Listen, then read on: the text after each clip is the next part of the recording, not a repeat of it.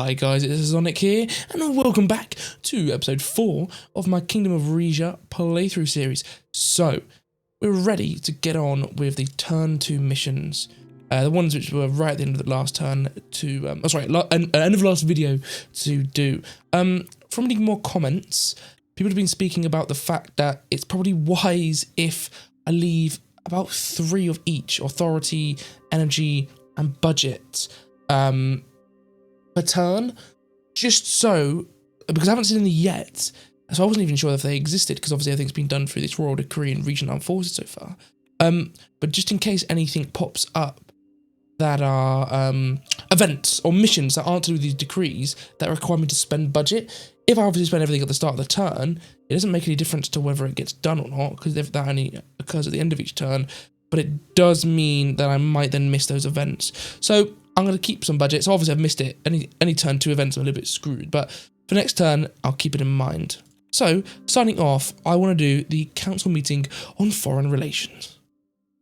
The day of my foreign policy council meeting had arrived, and it was a hot one. Fans in Palace Rezia provided little relief. I decided to take in some fresh air in the palace gardens.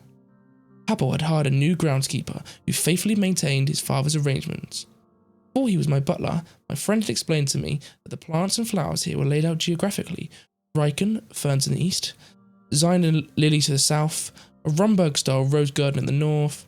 To the west was a labyrinth hedge maze made of laurels donated from the Kingdom of Narberg.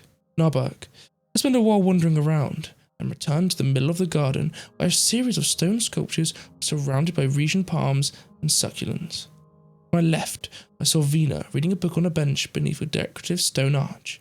In the date palm grove to my right, I caught a glimpse of my mother.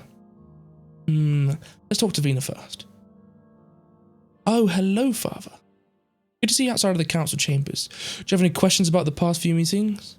I have plenty, but I'll figure them out on my own. All of this council stuff is old hat for you, isn't it? You've even served with some of the same people before. Yeah, it's different now that I'm the only one in charge. I can't imagine how it feels to hold all that power. What do you think of the House of Delegates? We go talk to them? I think I'll take their opinions in, but I'm not sure they're too relevant. Any good monarchs listen to the will of the public. Queen Liza always said that. Yeah, a good monarch listens, a great monarch acts. Liza acted too. Clock chimed in the distance. It was time for the meeting. Enough chit-chat, let's go. Vina and I walked into the council chambers. We found the other councillors already there, deep in conversation. We've got Suzerain, a superpower suddenly taking an interest in this part of the continent. What's next? All of our children will have to learn Arcasian. The decision wasn't made with any ill intent towards Rezia. There are greater global forces at work than what's happening in our corner of South Merkopa. Superpowers decide affects us, Mr. Their intent is of no importance. Silence! Care to catch me up? 3 of them noticed me and fell silent. Who is your majesty? We were just discussing the recent news concerning Lesbia's membership in ATO. I agree with Duchess Zara. We should be very concerned, and I do agree with that. Because obviously if they're part of ATO, and then they end up sponsoring Palace, it might be a bit ropey. I'm not sure we're going to draw into a world war with ATO, but a bit more concerning. Why do you believe that, your majesty? Oh, literally, yeah. Arcasia's backing Lesbia. Lesbia's bound to strengthen its grip on Palace, which will certainly threaten the tenuous peace we have established with both nations. What would you have us do, Duchess Azaro? We're on shaky enough ground with Lesbia as it is. Of course, we should act sensibly, but we need to show the Republic and its new friends that Rezia can hold its own. Miss Verna, will this new alliance have economic consequences? It's early to say, your majesty. Our most significant economic relationship with Lesbia is our partnership in the Meftium International Trade Zone. Putting Arcasia behind them might well embolden Lesbia to push for a larger share in the ITS, but they'd also have Volksland and Morella to contend with. Lesbia using Arcasia's backing to strengthen its economic ties with Palace could also have negative ramifications, especially when it comes to the new gas field. Lorenzo, what are our current relations with Lesbia? I would categorize them as a neutral but frosty, Your Majesty. Queen Liza's diplomacy kept us on good terms with Lesbia for a time after their transition to democracy, but things were beginning to sour even before the Palace conflict. We'll still maintain embassies in each other's countries, but I haven't met with their foreign ministry since before the election of their new Prime Minister, Alvarez. Hugo, does this development pose a threat to the Risian monarchy? Immediate one, Your Majesty, but we must be watchful. We've seen Arcasian-backed revolutions succeed in Rika and Xena, and we do suspect the Sazons are communicating with Arcasia prior to the 1926 uprising. Canal's ATO membership was already cause for concern 5 years ago. With Lesbia in the alliance as well, Arcasia's influence is present to both our north and our south. There is great potential for destabilization. On the other hand, Your Grace, Arcasia has friendly ties with at least one monarchy. You may recall that President Dwight Walker actually boasts Rombergian heritage. What are the security implications of this alliance, Duchess Azara? You can definitely expect the Arcasian military to increase their presence in Lesbia. Lesbia already houses Arcasian military personnel. Air and naval bases cannot be far behind.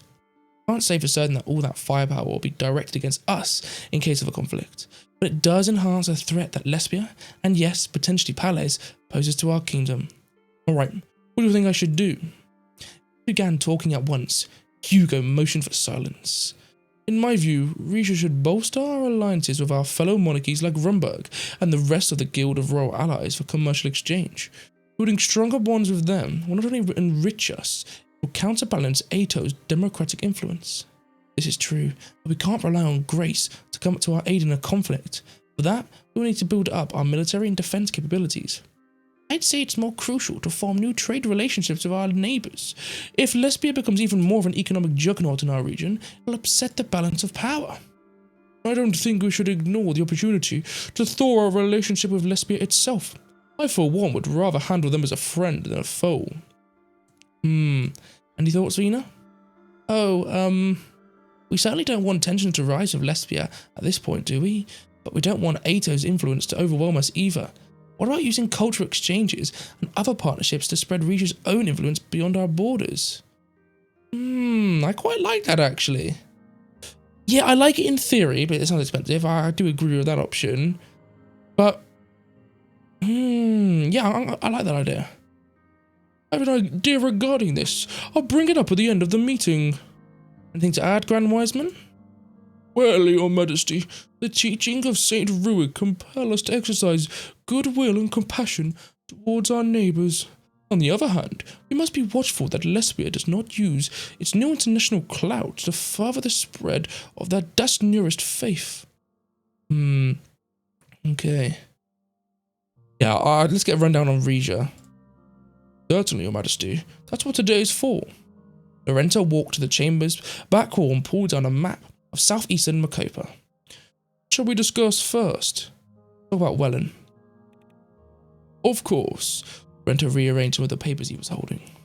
Relations with our one-time allies have been turbulent at best since the Civil War. The international unpopularity of current President Victor Smolak has only complicated matters.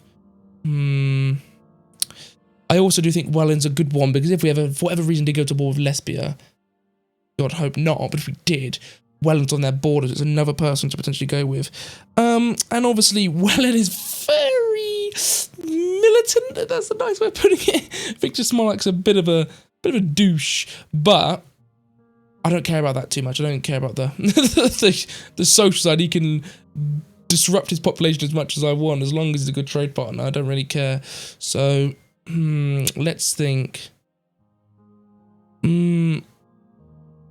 Yeah, my father made a deal with Wellen on good faith. They so far respected it, so yeah. It's not wrong. One might see it that way.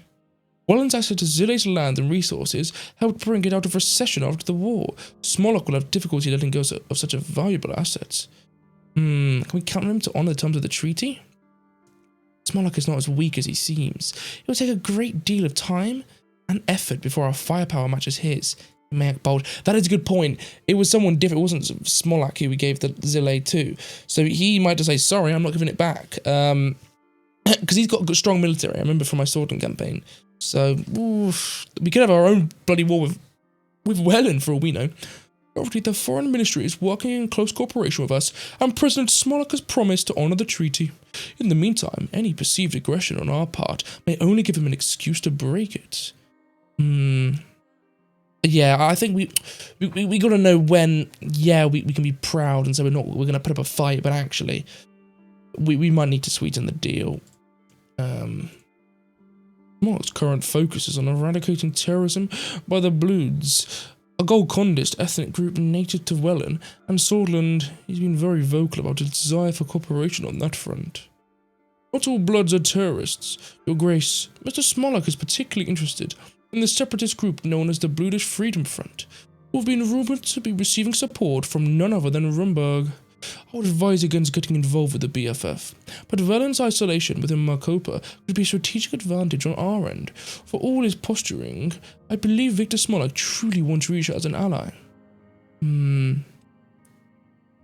National community be relied on? Given how many countries depend on Vezic oil, either directly or indirectly, I wouldn't be so sure about that. Funding Wellen has received from United Contana may also have Smolak believing he can act with impunity. What about the people of Zile? Surely they can't wait to join back to Rezia. Half of the country's native regional population fled during the Civil War, like the Queen's mother's parents, I recall. Among those who were stubborn enough to stay, opinion is divided. We have to remember that it's been almost 25 years. Moving on, when is my next diplomatic visit to Wellen? As a matter of fact, you're slated for a trip to Zile at the end of this year, for the second to last Wessex Region Friendship Day. That's got to be some kind of joke. President Smolak fancies himself the humorous type, Your Majesty. Friendship Day is a celebration that's been held in Zile each year since the treaty was signed. Smolak took over. He's used the occasion to trot out all the shiny new tanks Wellen's oil money and United Contana funding has brought him. Your presence will be, at the very least, remind him of the occupation's temporary nature. Yeah, I'm looking forward to it. I see no reason why Rezia and Wellen can't be close again. No, I said let's go for 2. I talked to him, but we come to a productive agreement. An admirable impulse, but this is unfortunately only a ceremony, not a diplomatic talk. For now, I propose we move on with our briefing. Isn't Palace the topic of the day? I was just about to bring up the Grand Duchy. I know you and Duke Reinhard had a rather ill-fated meeting some years ago, but it's not too late to mend those bridges.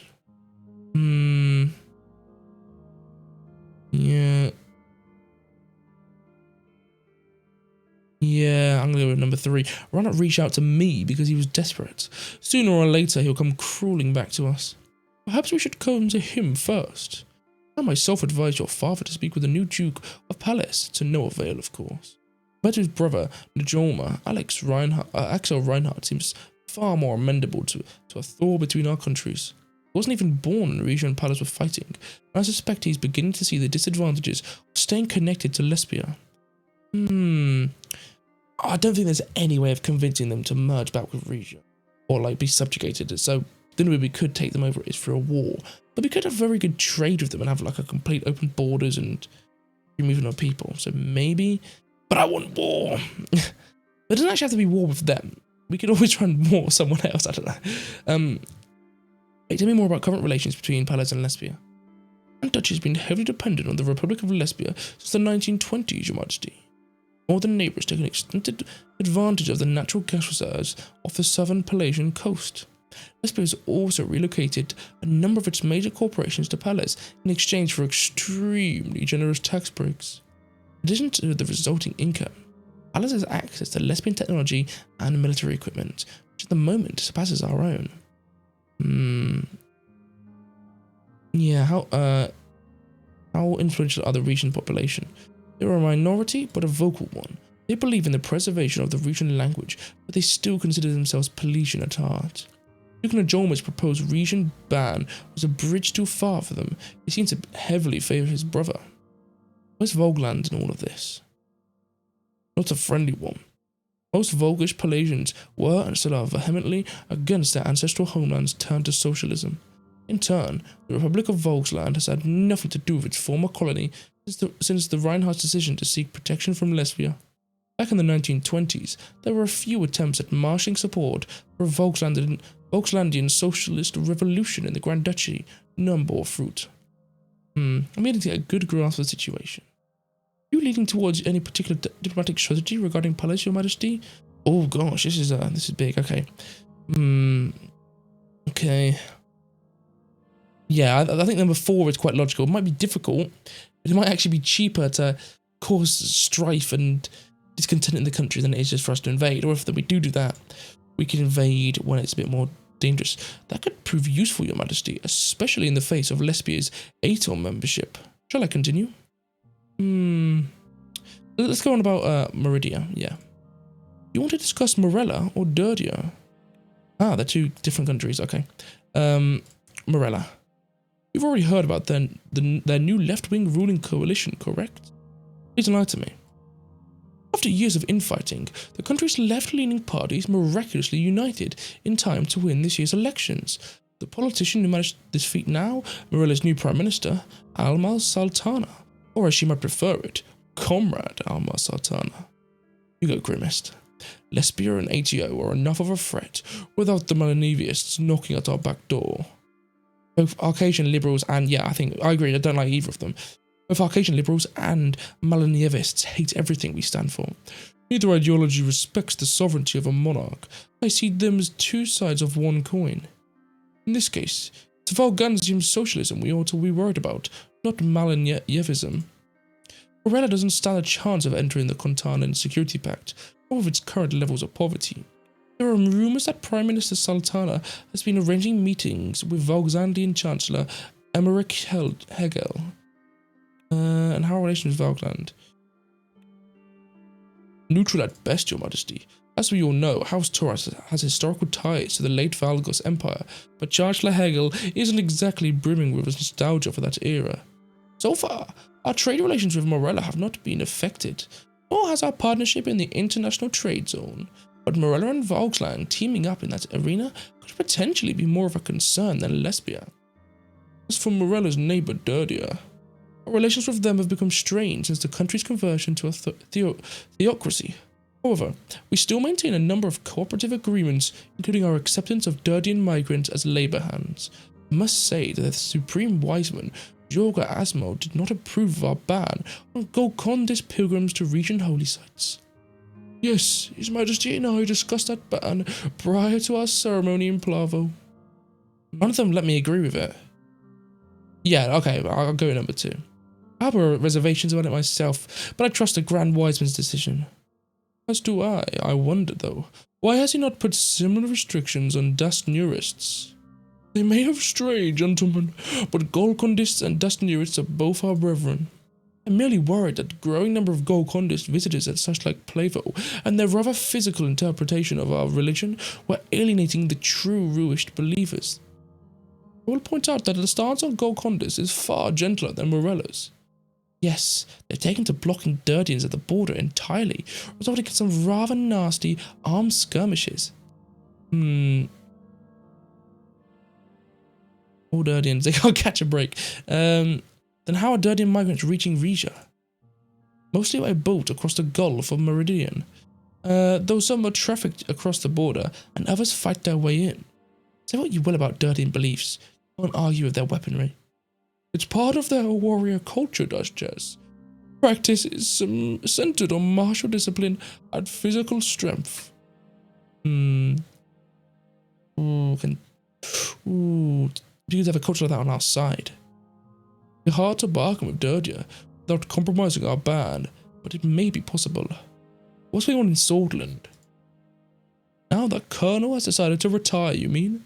His successor is called Ewald Alphonso. From everything I've heard, he's Sol's exact opposite. That's too bad, I actually like Sol. That's good, right? It depends. He's already instituted some major changes. Think sweeping privatization and tax cuts. Sol is forced out of power. More women in prominent positions, although he has yet to pass the kind of liberatory reforms our beloved Liza did. Speaking of Liza, she's the one who first opened trade negotiations with Sordland back when it was still a kingdom, but Sol's disdain for the monarchy kept us from continuing down that path. The Alphonso administration, meanwhile, has no such qualms about royalty. In fact, his new development minister, Gus Manger, has already had personal business dealings in Rezia. Our friend Mr. Montoro of Regent Royal Gold has been making overtures to the sordid oligarchy. It seems birds of crassly ostentatious plumage flock together. What does Sordland want from us? But that hasn't been disclosed yet. The country already has an abundant gas resources. They could be looking to shore up their central bank with gold in the wake of Alfonso's privatization spree. I'll contact you once Alfonso has agreed on a date for his visit. That's everything, isn't it, Mr. Esquibel? Lorenzo turned away from the map towards me. There's one more country that we haven't discussed. Rumburg. Is there anything even to discuss? They're our allies. Of course, Queen Beatrice and her country are firmly allied with Rezia. Miss Werner already mentioned the large amount of gold we expect to export to the country through their strategic port Grim. We also have a deal allowing Rumburg ships priority access to our ports in Port Drazon and Monkis. We are, in essence, their gateway to the Antatian Sea. Militarily speaking, the alliance doesn't amount to much. Rumburg will supply us with arms in case of war, but neither of our countries is officially obligated to come to the other's aid. Queen plotting anything against Sordland? Let's ask about that one. Countries haven't been in overt conflict since the 15-day war.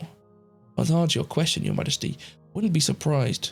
We're already fairly sure Rumburg is arming Bludish separatists in Wellen. The same might be well happening across the border in Bergia. Who's to say she won't try the same shenanigans with us? We have nothing to gain from it, Your Majesty. We're already giving Rumburg nearly everything it wants. Except natural gas. If we do end up with a stake in the new gas field, I expect Her Excellency will soon come calling. I do think that could happen. What is it Rumburg even using all this energy for? They've been manufacturing a lot more than Ka-74s lately. I've heard stories about experimental weapons that would put Arcasius to shame. I will remind the Council of our prior conversation regarding Ato and the necessity of strengthening our bond with other monarchies, especially Rumburg. Fortunately, we have living evidence of that bond right here at this table. All eyes turned to Vina. She looked up from the note she'd been taking. Yes, don't worry. Aunt Bo still dotes on me. I'm like the daughter she never had. Or Aunt B, I'm not sure how you say that. Good. See that you remain in Her Excellency's good graces. The Queen's still fond of me too. Yeah, you heard him, Vina. Every time we arrange a visit with dear Aunt B. Anything for the kingdom. Hugo glanced at the clock. Before we conclude, there still is the matter of His Majesty's stance on Lesbia's Ato membership. Any further thoughts on that? Countess looked at me in expectation. Yes. I like the idea of just... So who's Eleanor? Eleanor is the Councillor of the Treasury, okay. No, not interested in Lorento's idea. Hugo's idea, I definitely don't disagree with. It's just not my top priority. I like Eleanor's suggestion of sealing new economic pacts with other Merkopan countries. I like that. But then also Lucita's idea of the military intelligence should be our number one. I think it's very clever. There is the answer at the bottom. You all have very good ideas. I will consider a combination of these approaches. Again, I agree with so many of them. I'm just going to say this one. Hugo nodded. Very good, Your Majesty. I did have one more proposition before we adjourn. Quite fond of the Princess's suggestion that we increase Regent soft power outside of our borders.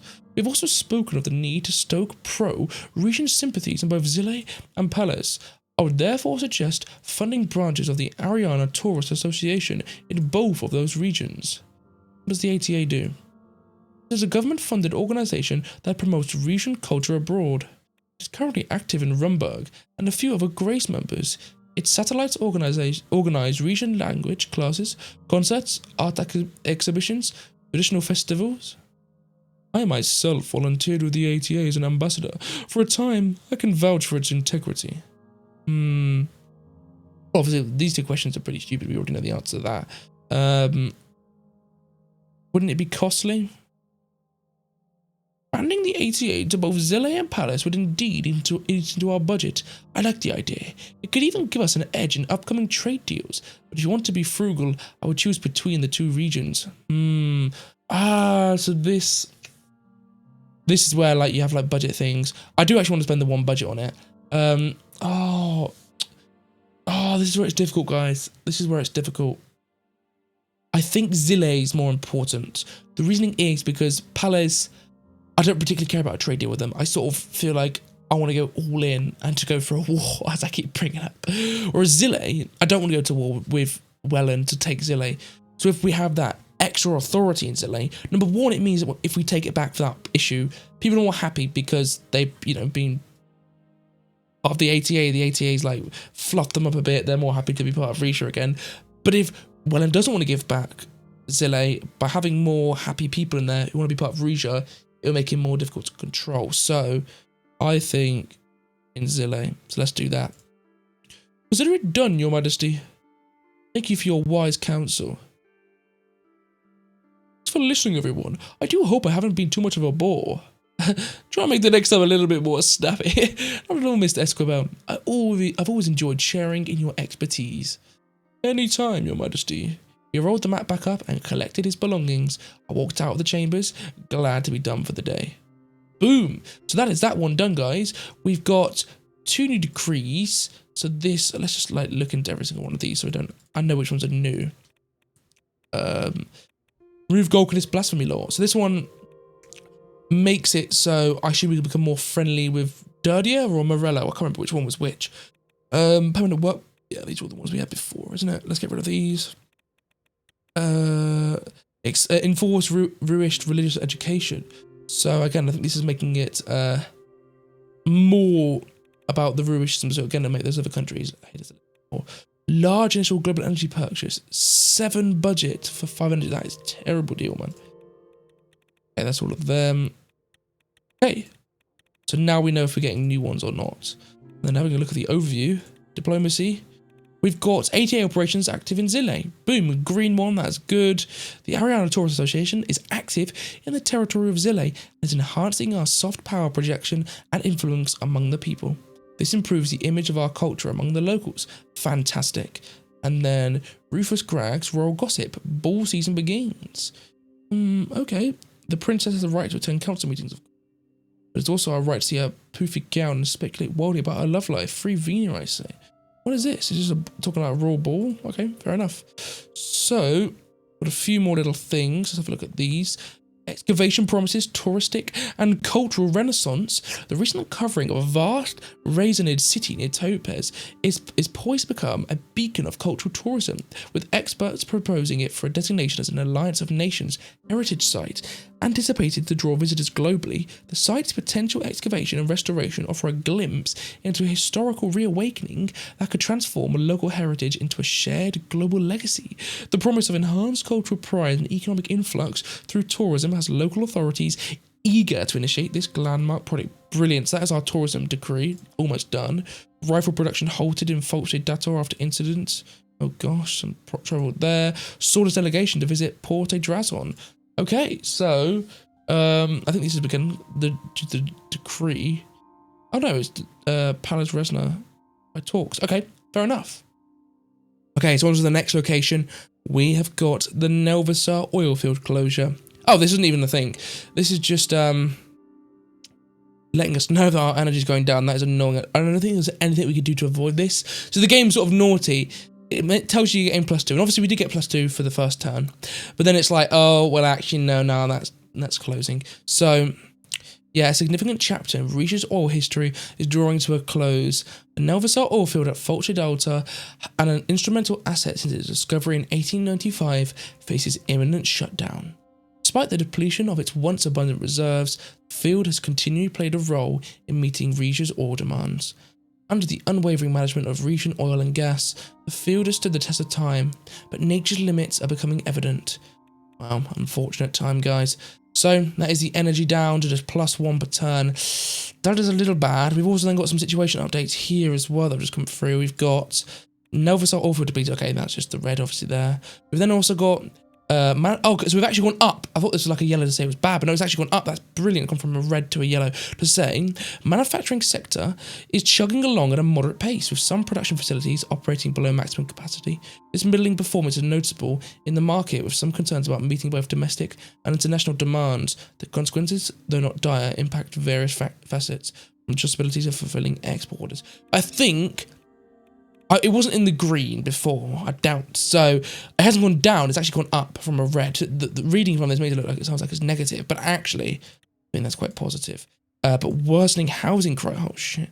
An acute housing crisis grips a nation characterized by unaffordable prices and a dire shortage of reasonable housing options. This escalating problem has led to increased homelessness and significant distress among many citizens, impacting overall living standards. So because we've got also, what I really, really like is, just like in the main Sordland campaign, you can see what is going on.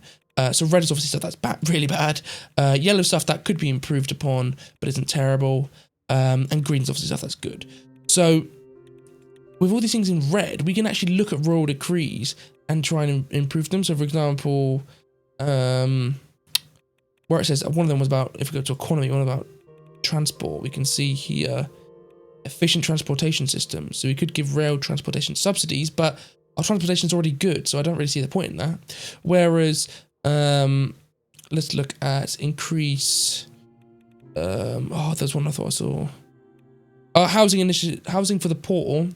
That would then counteract the worsening housing crisis one. Or at least I assume it does. So one authority, one budget. Very, very easy, and we might get the housing crisis sorted. So obviously I'm trying to play in, my strategy is pumping the shite out of my economy to make it a really significant influence in the area. Obviously we might not beat Lesbia because they're huge and have Arcasia sponsoring, but we can be a real powerhouse through production, through infrastructure, through increasing tourism, through getting more energy, through lots of trading.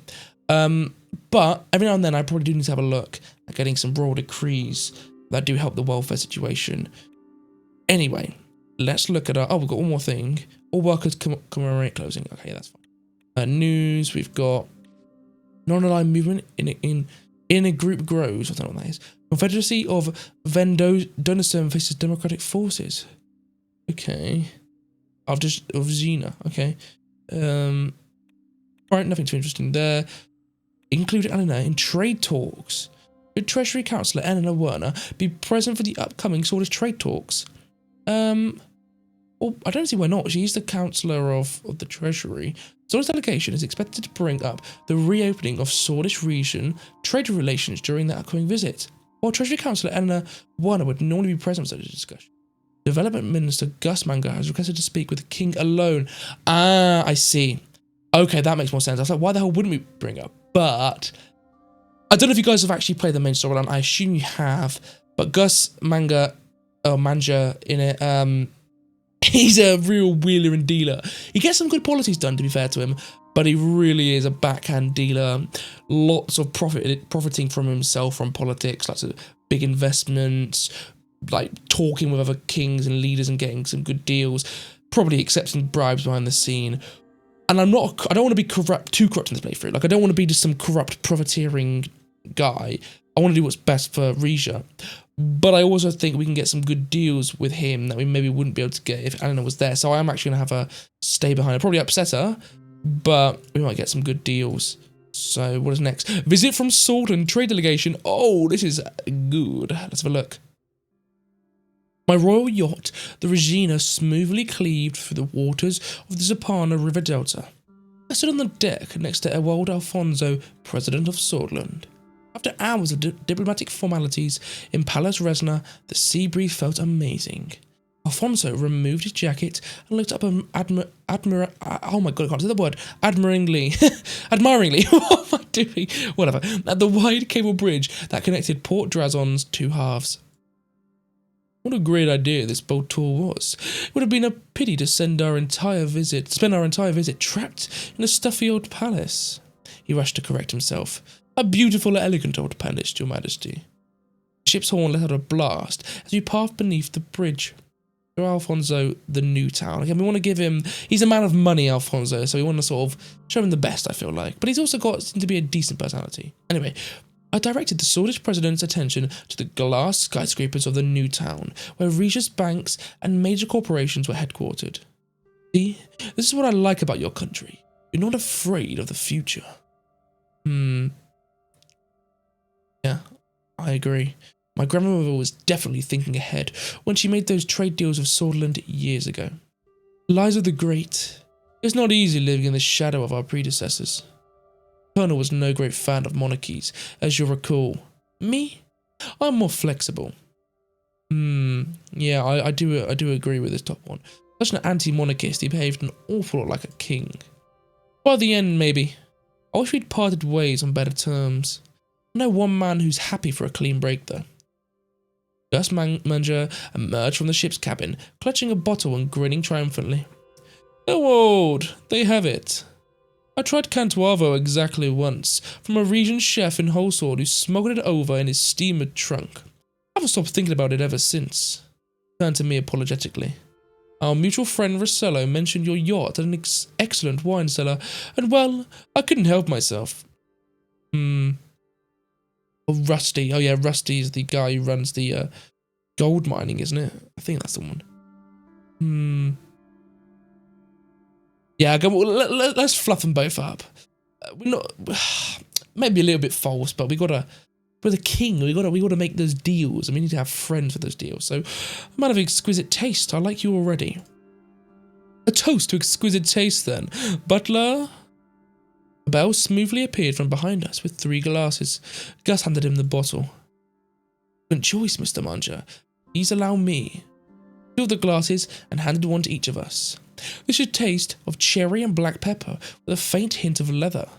We raised our glasses. To new beginnings. And new prosperity. And new friends. We drank. Gus sighed with pure pleasure. Alphonso's expression bordered on disbelief. All apologies to Geralt of Ribéry, but this is in fact the best wine I've ever tasted. I also love this, by the way. I picked it up as the first time I played Suzerain back in 2021.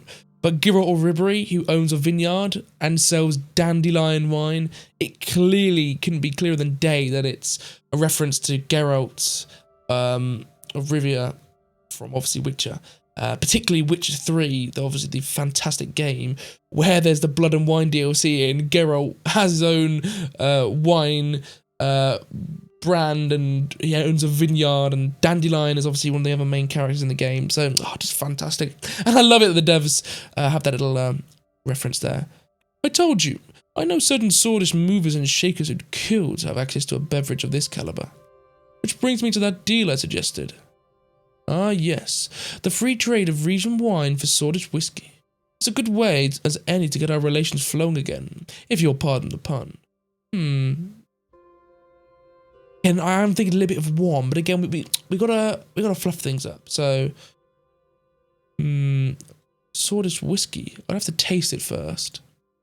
I was saving this until after dinner, but here you go. He opened his attaché and pulled out a bottle of Ellery Maroon, a 30-year-old. Our turn to be the connoisseurs, your majesty. Butler, 3 tumblers, no ice. Bell approached with 3 glasses. You're trying to get me drunk. Small sip for me, to make sure my people aren't getting an inferior product. Bell poured us each a small amount of the amber-coloured liquid. I'll do the toast this time. How do people say it? A proso. We drank. The flavour rushed over my tongue. Wood smoke and forest moss, tapering off to a sweet, silky smooth finish. Disgusting! Why would anyone drink that? It tastes like trees. Heavenly. Like tasting the very soul of Ellery itself. Your treasury crone isn't here to put a damper on the proceedings. Should we get straight to it? Your crone. No wet blanket. Oh, that's brilliant. Yes, let's. Alphonso reopened his briefcase and took out some paperwork. It's all boilerplate, really.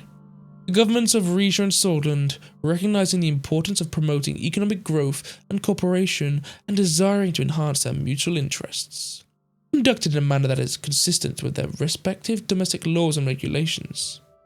Keep listening. And so on. The parties shall agree to cooperate in the development and implementation of sanitary measures. Keep listening. Elimination of tariffs to be completed within 6 months from the entry into force. Listening. Ensuring that respective customs, procedures, and other trade-related measures are transparent, efficient, and predictable. Keep listening. In equal amounts of 100 tons of wine and 50 barrels of whiskey per year, subject to availability. 100 tons of wine and 50 barrels of whiskey. I don't know what the comparison is there. I don't know if that's like a good deal or what. Okay, let's see. Let's wait. Yes. Yeah, again, I was going to say, why is it loads more wine than it is barrels? Equal amounts. Demand for region wine is far higher than that of sorted whiskey in Rezia. Yeah, I think I said I want to fluff them up, but I ain't going to be playing around. So I think it is equal. Yeah, in equal amounts. So 100 tons, I think, is what, barrels. But, yeah, let's go for this one. Good catch. We can change that section if you like. Quantities subject to market demand. Demand in region will skyrocket once Allori Maroon hits the market. Trust me. So, is it a trade, Your Majesty? I think it is. We're getting market demand. We're getting trade of alcohol. Yes, I probably would be surprised if the game sets it up to really piss you off and say like, oh, you now have an alcohol problem because everyone's drinking. That's highly unlikely. So I just see it as a trade deal between the two countries. And because again, it's stuff that we're producing that wine. It'd be good for national businesses. So definitely. Yeah, definitely. Expect to see all our bars serving sorted whiskey by next year. Excellent, Your Majesty. Another reason for me to return to this gem of a country. The yacht lingered at the mouth of the Zapana Delta as the sun lowered in the sky, turning the water from turquoise to gold. As much as Sordland's most valued citizens would appreciate your wine, we believe there's something else they'd find it even more stunning. Oh, but does he want like a tourism thing where people fly to Sordland? He gestured at his surroundings, then down at the short-sleeved shirt he was wearing. Have you thought about Rezia's untapped tourism potential, Your Majesty? Oh, maybe he's thinking the other way around, where he wants Sordland citizens to visit Rezia. No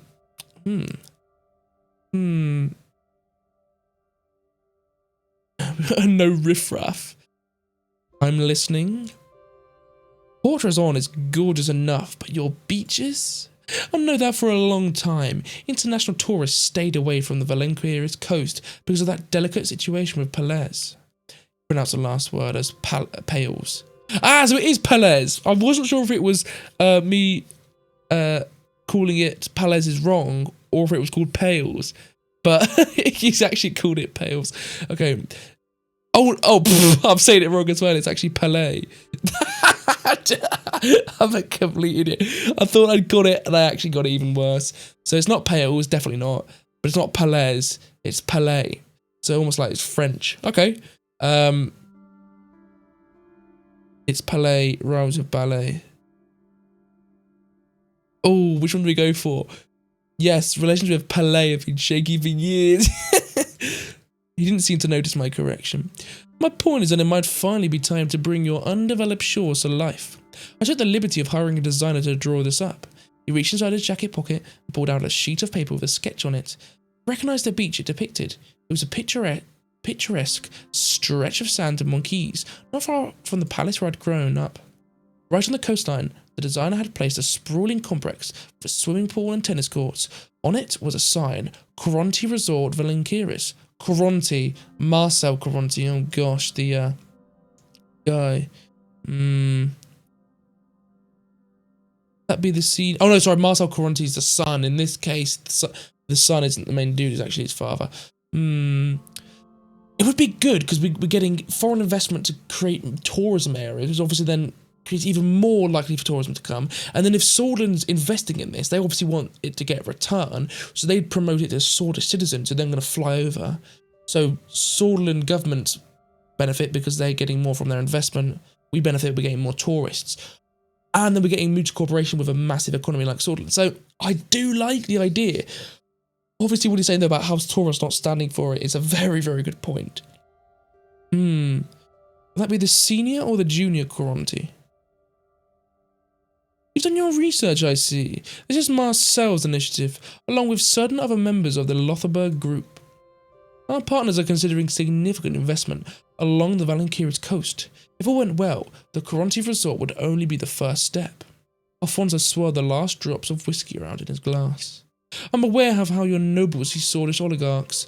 I'm also aware that their world-renowned riches have diminished with each successive generation. Change is not merely inevitable, Your Majesty. It's the only way to preserve the lifestyle to which you're all so accustomed. Your grandmother understood that. Fat sunburned Vulgarians blocking an ocean view. I'm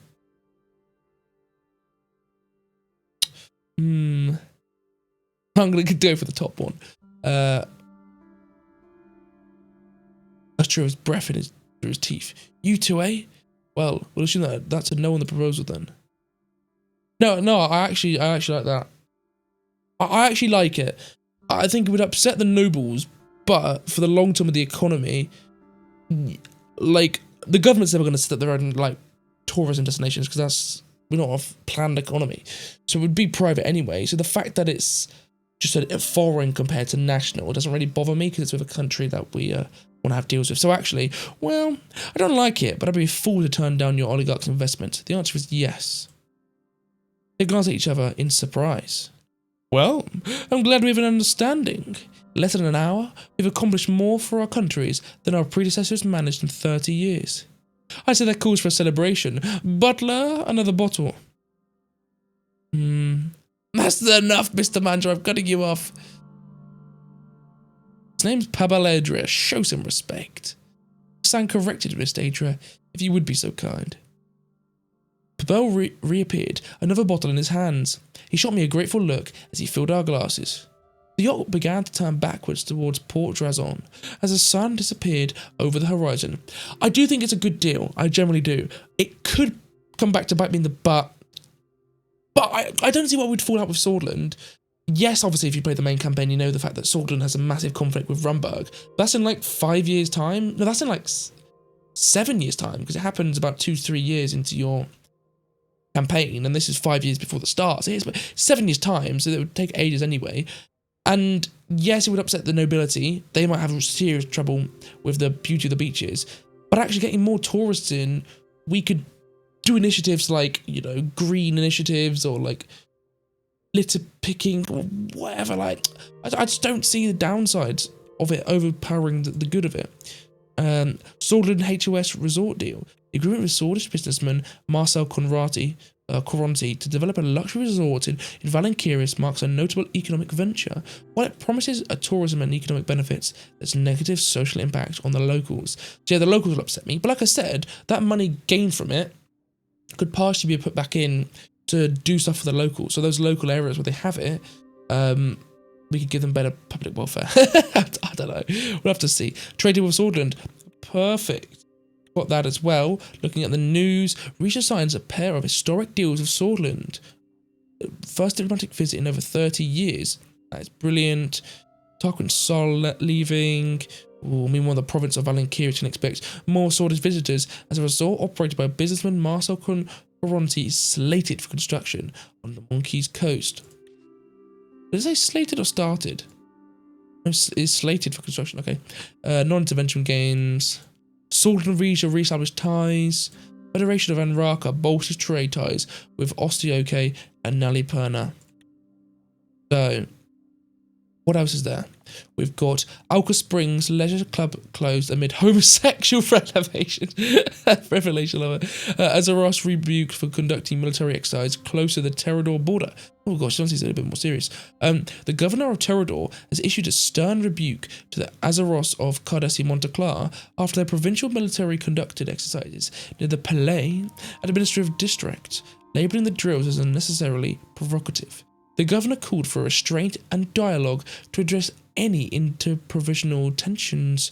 The statement emphasised the importance of peaceful coexistence and cooperation within the Kingdom of Rezia. So, this is the Palais in administrative district. It's obviously owned by us, but I think it's governed by like a neutral force that doesn't want any military. I assume it's like a demilitarized zone. So yeah, Lucita probably being a bit risky there. What else have we got? Monkey conversation with Vina, coast of monkeys. It was a low tide. The waves of the Antatian Sea lapped at the sands below the cliffs of monkeys. The trail was carved into the cliffside, just wide enough for a single horse. Vina picked up speed as she guided her mare, Lizzie, around a sharp curve. Faster! Remember what I taught you!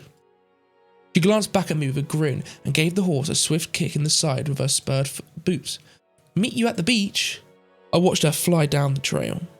She'd thrown herself into horseback riding after Lena died. We kept a few horses in Port Drazon as well, but Lizzie was our favourite. I followed her at a leisurely pace, taking time to gaze back up the hills at Palace monkeys, with Hubertus Taurus governing the province from his own estate. I was free to visit my old home and its private beach anytime I liked. At the bottom of the trail was a sheltered cove where Pabel had laid out a picnic lunch. I dismounted and sat next to Vina.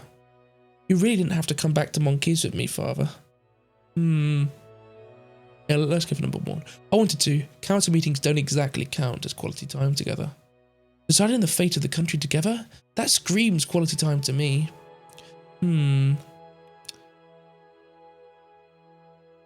Yeah, keep up that enthusiasm. It'll serve you well when you're older. She picked up a lobster salad sandwich from the picnic basket and nibbled at it. A solemn silence descended as we stared out at the waves. 8 years since she died. When I'm here, it might as well have been yesterday. Since who died? Oh gosh. Tell me about it. It hurts every time we come back here. We keep doing it anyway.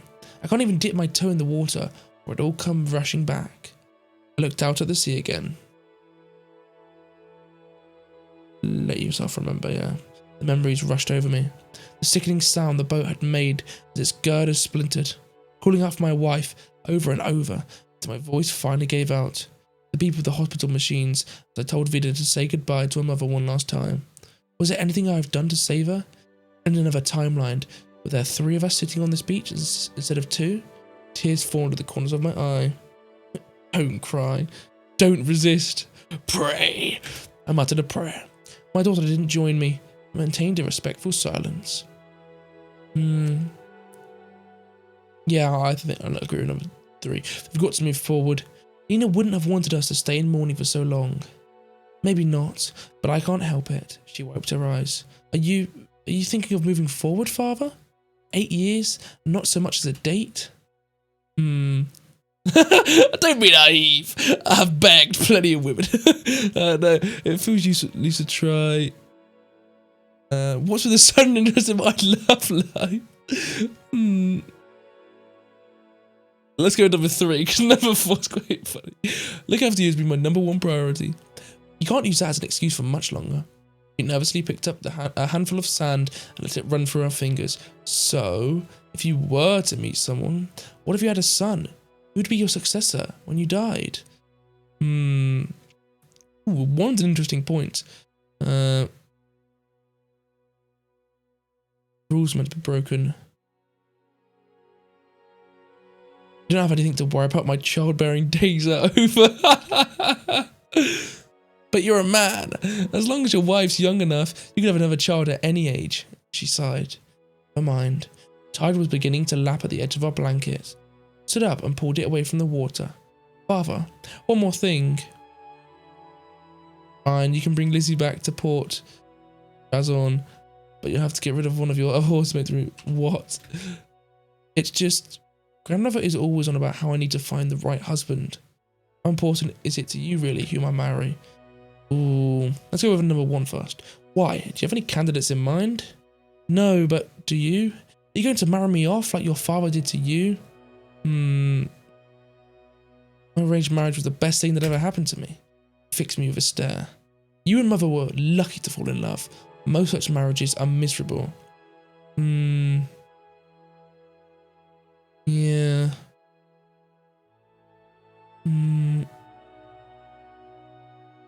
Queen, this is part of it. A single wedding can accomplish more than 100 political conferences. I mulled over my words for a moment.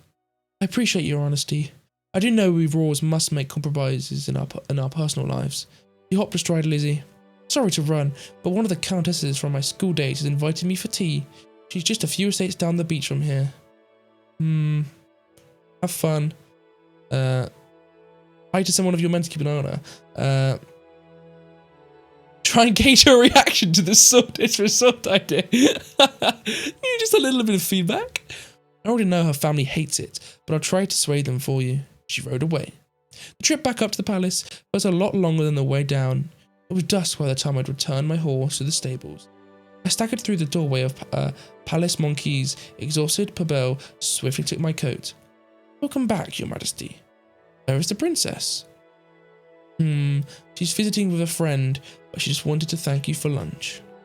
Monkey's lobster. It's never so sweet as when it's fresh out of the water.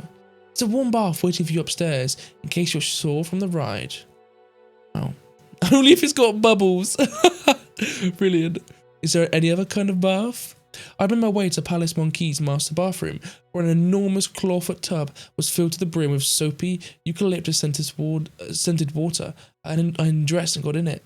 Why the hell is it making me do this? What the hell? I scrubbed my right arm. The temperature was perfect. Tap came at the door, so soft. Thought I was imagining it at first. Your Majesty? Yes? Come in. I forgot to leave you a towel. Alright. Don't have anything better to do, stop bothering me. Alright, come in. The door slowly opened and Pabel entered, a fluffy towel in his arms. He hung it on the hook on the wall. I noticed an identical towel on the hook next to it. Is there another reason you wanted to come in? Took a step closer to the tub, conscientiously keeping his eyes on the wall. Actually, there's something I wanted to bring up without any guards around. I'm serious, oh my goodness. It might be, or might not be, I'm not sure. There was a small stool next to the tub. He moved over to it and sat with his back to me. Well, what did you want to tell me? Pabel spoke the next words slowly. Your Majesty, how much have you been told about your father's death? Oh gosh, oh no, we're getting into like political murders and stuff like that. Not a lot. Do you suspect something? Well, this is what I know. When my dad was still alive, he showed me every single plant in Palace Resna's gardens. One of them was the mandragora, big green leaves, pretty purple flowers. He told me that you can make an extract from its roots. A little bit helps you sleep. More than that causes delirium. And a lot stops your heart. I think I see where this is going. I know it seems preposterous, but the night His Majesty King Valera died, I brought him his evening cup of tea as usual. He seemed in a daze, as if he didn't even recognise me. A few days afterwards, I went out to the part of the garden where my father had planted the mandragora, nothing but a smooth patch of dirt. Wow, when was the last time you saw the plants? A few months before that, maybe. I remember the flowers blooming. So yes, it's possible their disappearance had nothing to do with the king's death. Who was around the palace that night? Queen Mother, obviously. Grand Wiseman Ignatius, Titus and his men. Ah, your uncle was meeting with Lucita Azaro. Oh, that's a lot of potential suspects. Obviously, the Queen Mother, I highly doubt. Titus could be it, but I don't see what Titus would get to gain. Grand Wiseman Ignatius could be it because he might want to push religious decrees that maybe the king was previously blocking that he thought I wouldn't block. Such as, the Golcondes banning them, maybe. Uncle Hugo makes perfect sense because his brother would have a lot of power over him, but with him dead, he can sort of influence me more easily, I assume. But Lucita Azaro, again, she would know that the king didn't want to go to war against Palais, but maybe getting me in could force a war. So yeah, there's lots of motives for all of them. So quite the list. Not including me, of course. Could someone have slipped it in his supper? Bell grimaced. I was tasting all of His Majesty's food at the time, so whoever it was would have had to be very creative. If it was poison, the coroner would have caught it. Mandragora is a naturally occurring substance. It may not have raised a flag. Alright, let's say Father was indeed poisoned. What would be the motivation? We both know His Majesty had a long list of enemies. The goal could simply have been to put you on the throne. Or no, I don't think it's I'm next. I have a secret friend in the palace. Oh my gosh. Nobody wanted me to be king that badly. No matter what, I would urge caution. There were so few people he trusted by the end. If my suspicions are correct, it means one of them took advantage of that trust. And all of those people are still in your inner circle today. He's 100% true. They're all in the circle. My big suspicions are Lucita and Hugo. Grand Wiseman Ignatius, I'm not too fussed about because there's not too much influence he has over me anyway, I don't think. Maybe he does, I just don't realise. Hugo, obviously, is a very big advisor, but Lucita, I can easily see being an issue in terms that she wants to push for war. And I've also been reading the comments, and someone was saying about the fact that you could actually romance her, which I find hilarious. So maybe that's all of it. Like she wants you to secretly have like, not an affair because you're not obviously married, but like wants you to go out with her, and then she like influences you behind the scenes. I don't know. Potential investigation. The only problem is if it's a potential investigation, who will be investigating it? One was the council knows about it, so it needs to be like a secret. Like I need like my own secret police force. I see. I'm gonna have to look into this further. Yeah, let's go for potential investigation. Babel nodded. Thanks for bringing that to my attention. Of course, I would never hide anything from you. You and I go too far back for that. Trust me, old friend. I'll always have your back. Speaking of back, did he give mine a scrub? You've said all you've had to say. You're dismissed. Oh, I don't know what by my volume means, so let's just say that one. Unosic Solu. He finished the phrase with a gentle smile, then rose from his seat. I'll take my leave before your water gets too cold. See you later. Quietly exited the room, leaving me to finish my bath. After a thorough soak, I dressed and headed to my study. I still had some work to go over before the trip back. Boom. So guys, we've got country relation updated. Sordland. We're now friendly with Sordland. That is brilliant. What else we got? Rezia. We've got the preparations underway for the 24th annual Rezia Region Friendship Day. Fascinating. The next one we've got, I'll read the report. Officials warn of potential housing crisis. Yes, we are aware of that, but that is something to think about. Private audience with the Golden Guard. Revolutionary Malanyevis propaganda ban. Oh, that could be very interesting with like repercussions from like Volkland. Looking at the news. Walker plans diverse economic growth in central Merkopa. Okay. New parliamentary faction rumors in Romberg. What's this? City Hall, the Romberg Parliament. Oh, this is Romberg. That's right. I thought that was Risha for a second. Save the Arafeld. Coalition please for support. Okay. So guys, we've got a lot to go out. I'm going to end episode 4 here. We're probably about halfway into turn 2, with the next one being some more missions, and again, maybe even have the investigation talk with the Golden Guard. I'm not sure, but anyway guys, thank you so much for watching. If you haven't watched all the way to the end, then I love you. If you did enjoy it, please leave a like, and please do make sure to subscribe if you're enjoying the Suzerain content. But apart from that, I will see you in episode 5 when we return to this beautiful game. Thanks a lot guys, and I'll see you then.